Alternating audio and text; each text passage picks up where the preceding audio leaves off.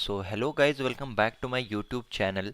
तो आज मैं आपको कुछ प्राइस एक्शन सीक्रेट्स बताने वाला हूँ कि आप ट्रेड को किस तरह से एंटर कर सकते हो। तो कल मैंने एग्जिट स्ट्रैटेजी पे वीडियो बनाई थी। आज मैं आपको कुछ प्रॉफिटेबल सेटअप्स बताने वाला हूँ जिनके वजह से, जो कि प्योरली प्राइस एक्शन बेस्ड है, जिसको यूज़ करके आप एक कन्विक्शन के साथ, कॉन्फिडेंस के साथ किसी भी एक अच्छे मूवमेंट को कैप्चर कर सकते हो और ट्रेड में एंटर कर सकते हो। तो चलिए सबसे पहले शुरू करते हैं कि प्राइस एक्शन होता क्या है। तो प्राइस एक्शन वो होता है फ्रेंड्स कि अगर आपने प्राइस एक्शन जब भी सुना होगा तो आपने ये सुना होगा कि प्रीवियस हाई के ऊपर जब निकलेगा तो बाय करना, प्रीवियस लो के नीचे निकलेगा तो सेल करना। तो ये आपने बेसिक कुछ टर्म्स सुने होंगे। तो एग्जैक्टली इसका मतलब क्या होता है, यहाँ पे ये एक मोमेंटम हुआ नीचे की तरफ, सेलर्स आए, फिर कुछ कुछ लोगों ने हो सकता है प्रॉफिट बुकिंग की और ये थोड़ा सा ऊपर गया, और जब ये फिर से ये प्रीवियस लो को ब्रेक करेगा तो वापस से सेलर्स, जो फ्रेश शॉर्ट सेलर्स है, वो एक्टिव हो जाते हैं। तो इसलिए ये एक ट्रेंड कंटिन्यूएशन का पैटर्न बनता है प्राइस एक्शन। तो कभी भी आप देखोगे तो प्राइस एक्शन में आप जब भी ट्रेड करोगे तो इस तरह के ही आपको कुछ मूवमेंट्स दिखेंगे, जैसे ब्रेकआउट हो गया, जैसे कुछ इस तरह का अगर पैटर्न बनता है, ये एक ट्रेंड लाइन हमने बनाई है और ये इस तरह का, तो जब भी ये इस हाई के ऊपर निकलेगा तो हम बाय करते हैं। ओके, तो ये तो हो गया basic price action. Okay, price में होने वाली मूवमेंट को प्राइस एक्शन बोलते हैं और इसमें कुछ पैटर्न्स बनते हैं, इसके ऊपर हम बाद में वीडियो बनाएंगे। तो फिलहाल हम ये देखेंगे कि एंट्री किस स्टॉक्स में हम एंटर कर सकते हैं कन्विक्शन के साथ। कभी भी आप अगर देखोगे, अगर ये कोई ब्रेकआउट लेवल है तो ये इस तरह से आके इस तरह से तो नहीं जाता। तो हमको एंटर किस तरह से करना है और क्या क्या सीक्रेट है जो कोई आपको बताएगा नहीं, वो मैं आपको आज बताने वाला हूँ। तो सबसे पहले एक मैं आपको टिप दे देता हूँ कि कंसोलिडेटेड स्टॉक्स को ज़्यादा प्रेफर देना चाहिए। हम चार्ट्स पे भी इसका एग्जांपल देखेंगे और आज किस तरह से मैंने ट्रेड किया है ये भी मैं आपको समझाऊंगा। इसी टिप को लेकर मैंने सेम यही टिप्स यूज़ किए थे और मैंने स्टॉक सिलेक्शन किया था। तो स्टॉक सिलेक्शन किस तरह का होना चाहिए, क्या एनालिसिस होना चाहिए, क्या पॉइंट्स आपको देखने चाहिए, ये मैं आपको बताऊंगा। ओके, तो कंसोलिडेटेड स्टॉक्स में हमको एंटर करना चाहिए। तो इसका क्या मतलब होता है, जब स्टॉक इस तरह का बड़ा मूवमेंट करके एक रेंज में फंस जाता है, ये यहीं पे ऊपर नीचे होता रहता है और एक छोटी रेंज में फंसा हुआ होता है, तो ये क्या हो रहा है, ये इतने दिनों से ये हो रहा है कंसोलिडेट। इसको हम बोलेंगे कंसोलिडेट। इन स्टॉक्स में क्या होता है कि सेलर्स इसको इससे ज़्यादा नीचे नहीं ले जा पा रहे हैं क्योंकि ये एक सपोर्ट जोन है, ऐसा हम एज्यूम करते हैं। तो इसको बोलते हैं हम कंसोलिडेशन। तो इधर इतने दिनों में बायर्स एक्यूमुलेट होते हैं, बायर्स आते हैं, बहुत सारे बायर्स इसमें इन्वेस्टमेंट करते हैं। तो जब ये इस छोटे से रेंज में होता है तो इसकी प्रोबेबिलिटी, जब भी ये ब्रेक करेगा तो एक बहुत बड़ा मोमेंटम करेगा, ये हमको पता चलता है। और ये एक प्रूवन स्ट्रैटेजी है, मैं आपको चार्ट्स पर भी बताता हूँ। तो फर्स्ट आपका जो पॉइंट रहेगा, आपको डेली आपकी जो भी वॉच लिस्ट है, ये देखिए, ये मेरी इतनी बड़ी वॉच लिस्ट है, इसमें से मैं क्या करता हूँ, डेली हर स्टॉक को मैं खोल खोल के देखता हूँ कि किस तरह का ये मूवमेंट कर रहा है, ये इसमें कुछ कंसोलिडेशन हुआ है क्या, इसमें हुआ है क्या, ऐसे ऐसे देखता हूँ और इस तरह का मैं एनालिसिस करके आपको मेरी ट्रेडिंग को मैं कंटिन्यू करता हूँ। ओके, तो ये अभी हम देखते हैं कि सेकंड पॉइंट इसका क्या होना चाहिए। तो फर्स्ट पॉइंट मैंने आपको बता दिया कि कंसोलिडेटेड होने चाहिए स्टॉक्स। तो अब सेकंड पॉइंट, क्या हम ये क्रॉस करते ही ट्रेड कर लेंगे क्या, तो नहीं। एक इम्पॉर्टेंट पॉइंट मैं और एक आपको बताता हूँ, पहले मैं इसको लिख देता हूँ कि फर्स्ट पॉइंट हमारा रहेगा कंसोलिडेशन होना चाहिए। ओके, ये आप भी नोट कर लीजिए और मैं क्या बता रहा हूँ आप इसको याद रखना है, इसको यूज़ करके आप बहुत ही ज़्यादा प्रॉफिटेबल हो सकते हो।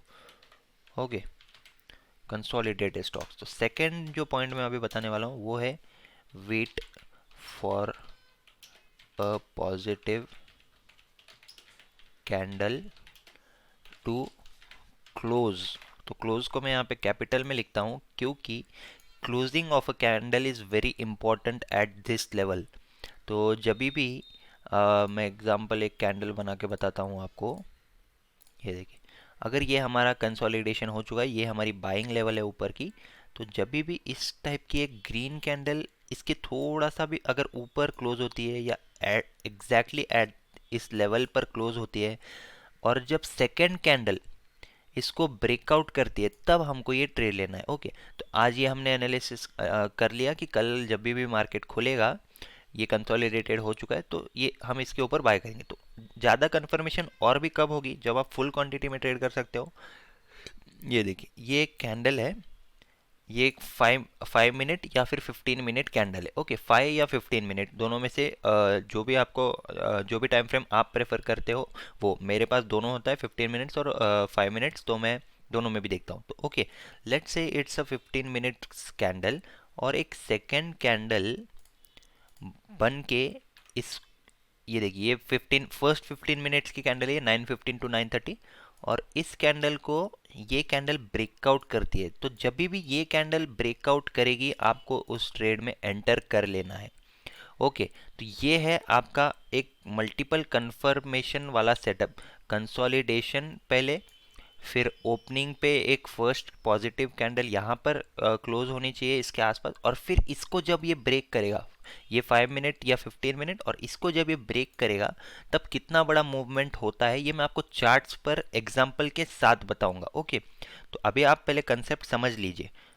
तो ये था ये दो मेजर पॉइंट्स थे एंट्री के लिए। कंसोलिडेटेड वाले स्टॉक्स ढूंढना पड़ेगा आपको, और एक पॉजिटिव कैंडल क्लोज करके उसका ब्रेकआउट होने दीजिए। ओके, उसका ब्रेकआउट होता है तो आप ले सकते हैं। तो और एक मैं आपको और एक इसी से रिलेटेड एक पॉइंट बताऊंगा कि जब भी कोई ब्रेकआउट लेवल है तो वहाँ पे, फॉर एग्जांपल देखिए, ये एक रेजिस्टेंस लेवल है। तो जब भी स्टॉक यहाँ से रिवर्स होता है, ओके, एक बार हो गया, दो बार हो गया, और तीसरी बार में ये ब्रेक तो नहीं करता, मगर यहीं पर हॉल्ट करता है हायर लेवल के साथ।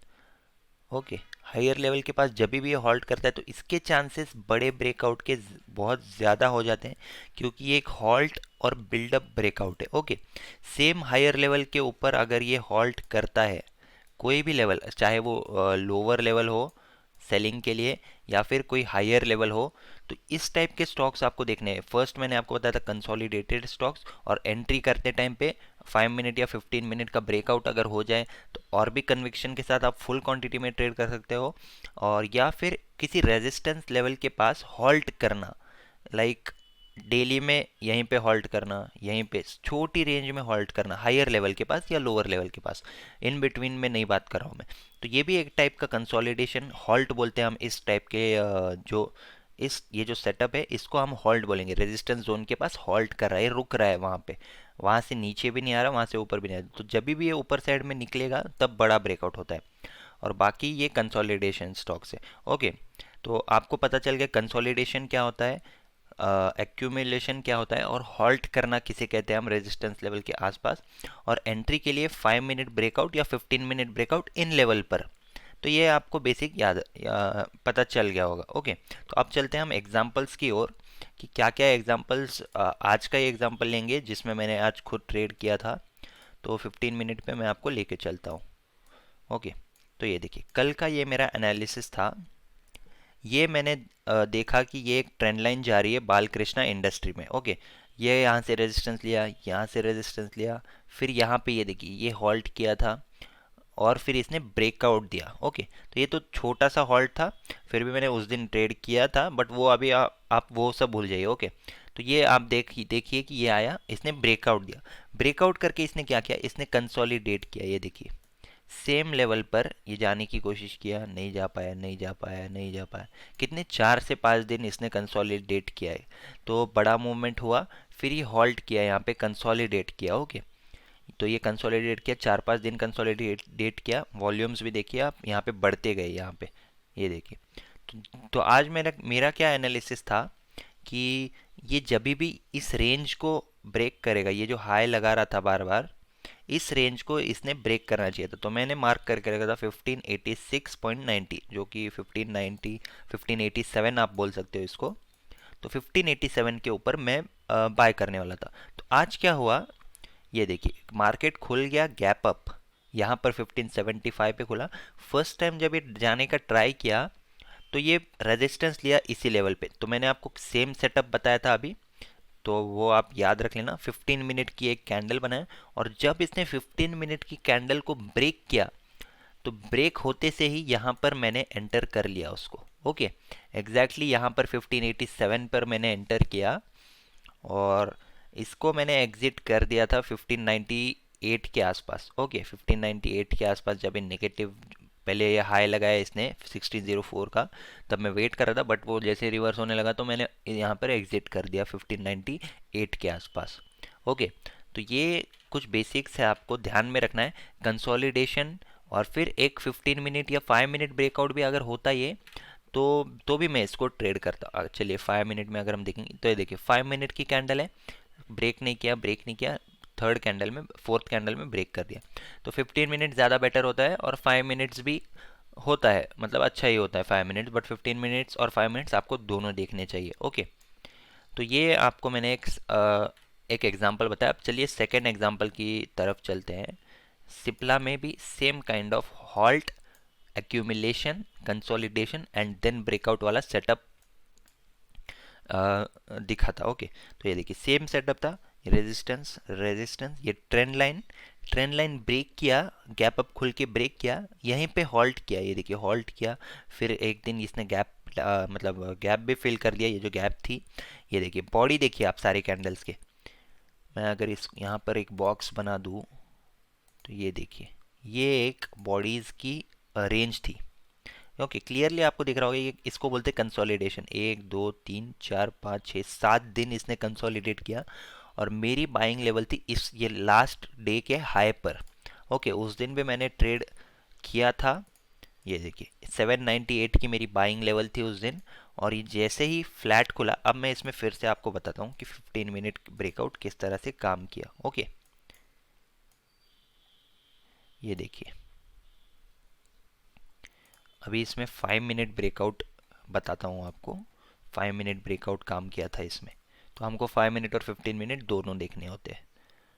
ये देखिए, ये जभी भी, ये देखिए मैं अपनी लेवल थी 798 की। ओके, डेली पे कंसोलिडेशन किया और ब्रेकआउट देने वाला ही था।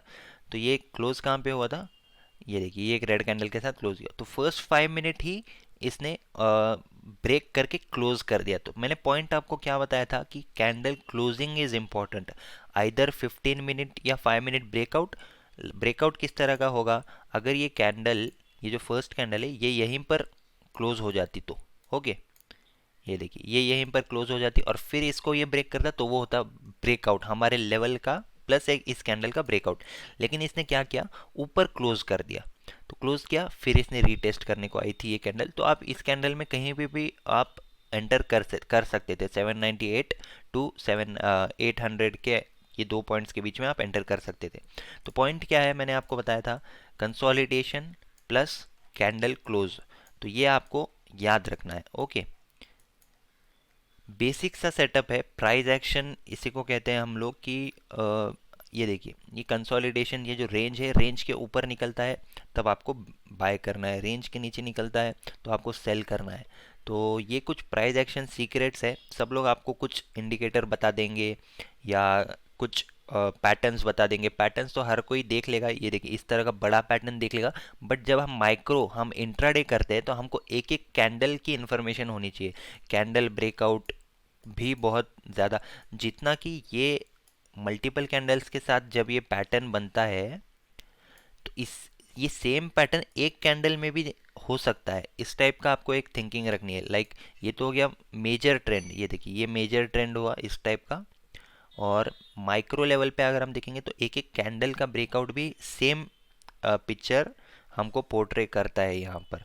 ओके, तो इस टाइप का तो कोई भी स्पॉट कर लेगा ये एक ट्रेंड बन रहा है, बट एक एक कैंडल क्या कह रही है वो आपको देखना है। Candle closing is important, candle breakout is important, और कंसोलिडेटेड स्टॉक्स आपको देखने हैं, एस्कॉर्ट्स। और एक मैं आपको स्टॉक बताता हूँ, ये देखिए, तो ये एक आज के लिए मेरा मेरा स्टॉक था, ये सेम पैटर्न, ये देखिए ये सपोर्ट जोन है इसका, ये देखिए यहीं से पिछली बार रैली शुरू किया था इसने, सपोर्ट जोन पर आया ये, और इसने क्या किया ये देखिए, अभी ये मूवमेंट कर कर रहा है, आप देख सकते हो अगर, तो हॉल्ट किया, हॉल्ट किया, हॉल्ट किया। मैं रेंज बना देता हूँ आपके लिए यहाँ पे।